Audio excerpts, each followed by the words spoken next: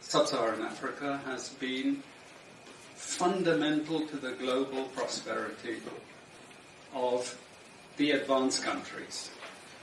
Okay? And Africa had a role to play. It has a role as a raw material producer. We will not allow Sub-Saharan Africa to escape that. Okay, we do everything to keep Sub-Saharan Africa where it is, also impoverished. It's absolutely vital for the prosperity of everyone else. So let's get clear about that. Okay, and this means all the economic structures, all the global institutions, and the economics we teach everyone is all designed to keep Africa exactly where it is. And whether it is Europe or US or now China, it's always the same. We need Africa to be impoverished because we need those raw materials and we need them dirt cheap. Okay, so that's the message. It doesn't mean to say that there's nothing Africans can do. Of course there is. Okay, but this is the opposition that they're fighting. This is what it's about. Because if Africa does do something different, I assure you living standards of all those in Europe and North America and Asia is going to fall. Okay? And that is a big price to pay. I assure you that the West is not going to allow that without a big fight.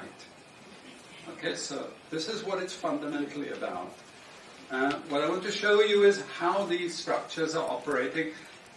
It's just 20 minutes, so we can't do very much, but just to give you a little bit of an idea.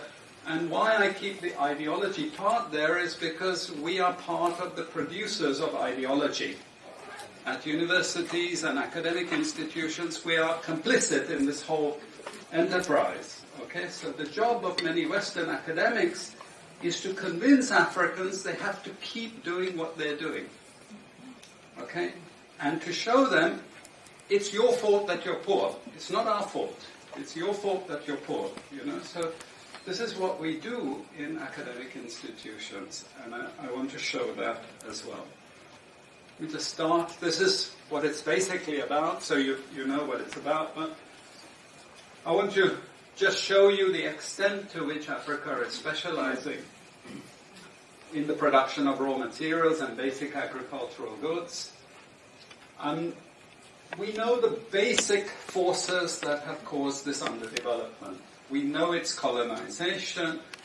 I will not discuss that very much because my colleague speaker is going to go into some aspects of this.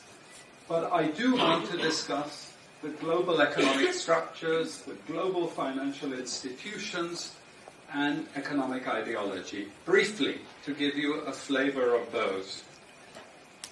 Let me start with this. You can't really see it so easily, but if those of you who are interested, you want the PowerPoint, I'm sure we can make it available to you.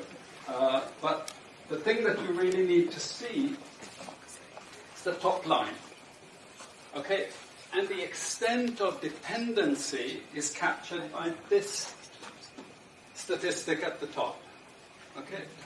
And you compare it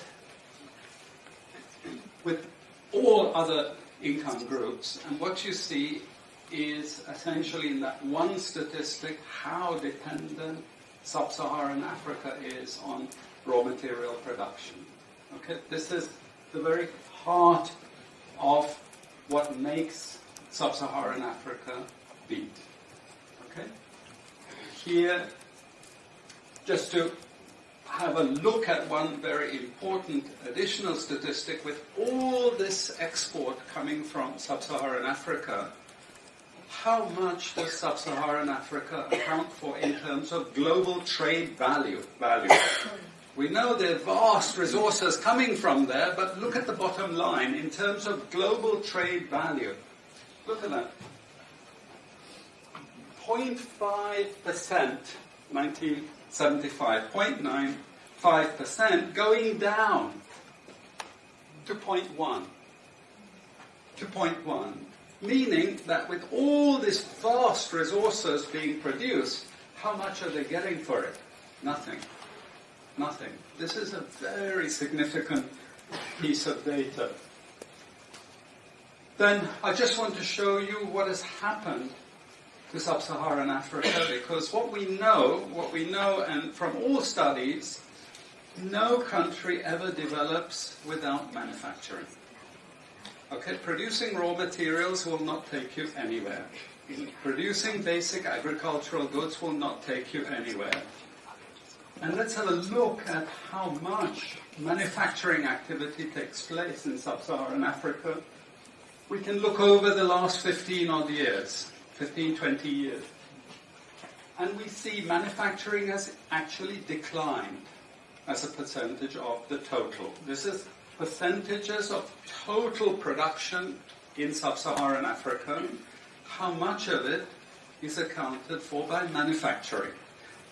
So this figure here is 17% of the total. Most of the rest, when we talk of industry, it includes manufacturing, but the bulk of it is mining. Okay? Raw material extraction. This is the bulk of it.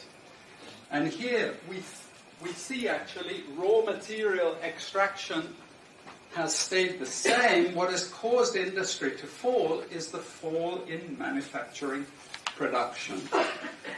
This is deliberate because we will never, as Western economists, as Western policymakers, we cannot afford to allow Africa to industrialize and start producing manufactures. Okay, so we will do everything to stop that. And I'm going to show you how we actually block that.